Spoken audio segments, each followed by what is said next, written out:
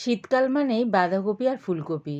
বাঁধাকপি যেমন নিরামিষ ভালো লাগে, তেমনি কিন্তু আমিষ খেতেও দারুণ লাগে।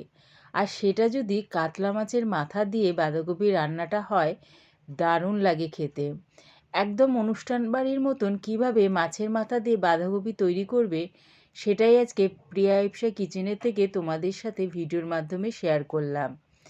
রেসিপিটা ভালো লাগলে প্লিজ আমার চ্যানেলটিকে লাইক করে দিও। তবে দেখে নাও আমি এটা কেমনভাবে তৈরি করি। মাছের মাথা দিয়ে বাঁধাকপি করার জন্যে আমি একটা গোটা কাতলা মাছের মাথা নিয়েছি। মাথার মধ্যে দিয়ে দিলাম আন্দাজ করে হলুদ গুঁড়ো, আর দিলাম স্বাদ অনুযায়ী নুন। নুন আর হলুদটা ভালো করে মাছের মাথার সাথে মাখিয়ে নিলাম।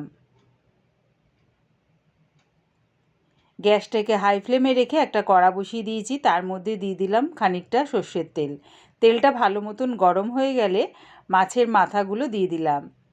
তবে মাছের মাথাগুলো দেওয়ার সময় খুব ফাটতে পারে, তাই জন্য এরকম একটু চাপাটা সামনে রেখে যদি মাছের মাথাটা দিয়ে ভাজা হয়, তাহলে কিন্তু ফাটলে পরে সেটা গায়ে এসে ছিটকাবে না।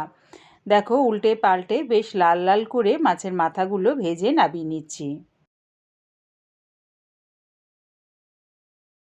মাছের মাথাগুলো লাল লাল করে ভাজা হয়ে গেছে, এবার এগুলো নামিয়ে নিলাম। ওই মাছ ভাজার তেলের মধ্যেই ফোড়নের জন্য দিলাম 3টে ছোটো এলাচ, 3টে শুকনো লঙ্কা, 2টো তেজপাতা, 1 টুকরো জয়িত্রী, আর দিলাম গোটা জিরে। যখন দেখবে ফোড়নের থেকে সুন্দর একটা গন্ধ বেরোচ্ছে, তখন দিয়ে দিলাম 2টো বড় সাইজের পেঁয়াজ কুচি। পেঁয়াজটা কিন্তু লাল করে ভাজবো না, একটু নাড়িয়ে চাড়িয়ে তেলের মধ্যে দিয়ে দিলাম এর মধ্যে আমি আলু। আলুগুলো দেখো ঠিক এরকম ছোট ছোট টুকরো করে কেটে নিয়েছি। এবারে আলুগুলো দিয়ে পেঁয়াজ আর আলু একসাথে লাল লাল করে ভেজে নেব।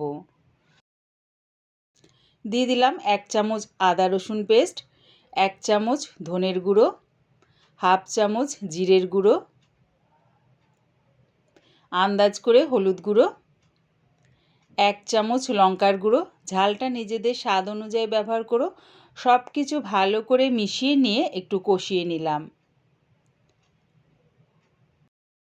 মশলাটা কষিয়ে নিয়ে দিয়ে দিলাম 3টে বড় সাইজের টমেটো স্লাইস করে কেটে নিয়েছি, সেটা দিয়ে দিলাম মটরশুঁটি।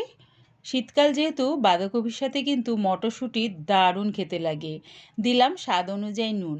সব কিছু এবারে একসাথে ভালো করে কষিয়ে নিলাম।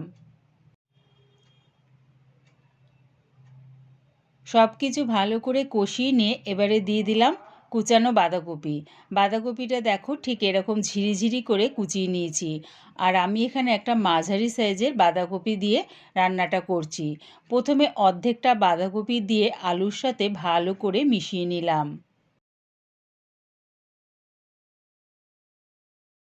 ভালো করে মিশিয়ে নিয়ে গ্যাসটাকে লোতে করে তারপরে দেখো বাদবাকি যে বাঁধাকপিটা রয়েছে সেটা সবটা দিয়ে দিলাম।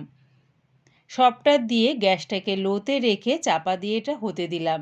মাঝের মধ্যে খালি চাপাটা খুলে একটু নাড়িয়ে চাড়িয়ে নেব। বাঁধাকপি থেকে যে জলটা বেরোবে সেই জলেই কিন্তু পুরো রান্নাটা আমার হয়ে যাবে। দেখো কতটা জল বেরিয়েছে, দেখেছো? তাই গ্যাসটাকে লোতে রেখে চাপা দিয়ে যদি বাঁধাকপি রান্না করা হয়, দেখবে বাঁধাকপির স্বাদটা কিন্তু বেশ ভালো লাগে। বাঁধাকপি থেকে যে জলটা বেরোয় সেই জলেই কিন্তু আলুটা পুরো সিদ্ধ হয়ে যায়। বেশ কিছুটা বাঁধাকপি আর আলু সেদ্ধ হয়ে যাবার পর দিয়ে দিলাম মাছের মাথাগুলো। দিলাম 3-4টে কাঁচা লঙ্কা, আর দিলাম হাফ চামচ গরম মশলা গুঁড়ো। সব কিছু এবারে ভালো করে মিশিয়ে নিলাম। আর দেখো, মাছের মাথাগুলো একটু ভেঙে ভেঙে দিচ্ছি। একদম পুরো ভেঙে দিও না, তাহলে বাঁধাকপির মধ্যে কাটা কাটা হয়ে যাবে। অল্প করে একটু মাছের মাথাগুলো ভেঙে দিও। বাঁধাকপিটা নাড়তে নাড়তেই কিন্তু জলটা একদম শুকিয়ে নেব। দিয়ে দিলাম এর মধ্যে 1 মুঠ ধনেপাতা কুচি। ধনেপাতা কুচিটা দিয়ে বাঁধাকপির সাথে ভালো করে মিশিয়ে নিলাম। দিলাম 1 চামচের মতন ঘি। ঘিটা দিয়ে বাঁধাকপির সাথে মিশিয়ে নিয়ে জলটা একদম শুকিয়ে নেব নাড়িয়ে চাড়িয়ে। যখন দেখবে এরকমভাবে জলটা শুকিয়ে গেছে, তার মানে বাঁধাকপিটা আমার রেডি হয়ে গেছে। এবারে এটা নামিয়ে নিলাম। মাছের মাথা দিয়ে বাঁধাকপির রেসিপিটা পুরো দেখার জন্যে প্রিয়া ইপসা কিচেনের থেকে তোমাদের সবাইকে অনেক ভালোবাসা রইল। কাতলা মাছের মাথা দিয়ে বাঁধাকপির রেসিপিটা ভালো লাগলে প্লিজ আমার চ্যানেলটিকে সাবস্ক্রাইব করে দিও।